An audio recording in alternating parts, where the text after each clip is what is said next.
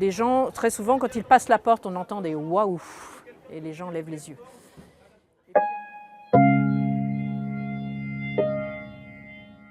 Bonjour, je suis Brigitte Janson, présidente des Amis de la cathédrale d'Amiens. Nous sommes aujourd'hui là sur le parvis de la cathédrale d'Amiens. Au Moyen-Âge, vers 1218, on sait qu'il y avait déjà une cathédrale romane qui a brûlé.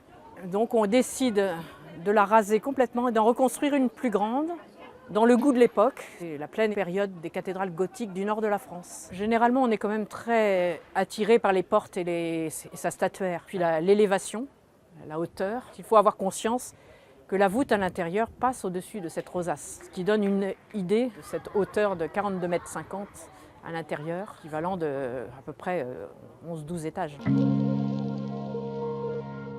Et il y a des choses peut-être qui sont très importantes que tout le monde ne voit pas tout de suite. Ce sont les gisants, par exemple, de bronze, qui étaient autrefois sur les tombeaux des deux évêques qui ont fait construire la cathédrale. Ce sont deux gisants en bronze du XIIIe siècle, et ce sont les derniers en France, puisque la plupart ont été soit saccagés, fondus dans les guerres ou la Révolution française.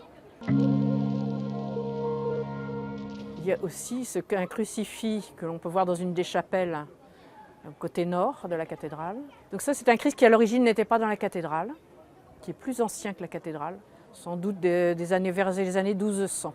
Alors c'est un Christ aussi assez rare, un Christ gothique, qui est un Christ en croix, mais un Christ ressuscité, un Christ habillé et couronné, qui a été repeint, on sait, au moins une dizaine de fois au cours des siècles. Le Christ était dans une église qui était à côté de la cathédrale, qui a été démolie au XIXe siècle. Et qu'à Amiens, on a associé à la légende de saint Honoré, 8e évêque d'Amiens, dont la vie est racontée sur le portail sud. Le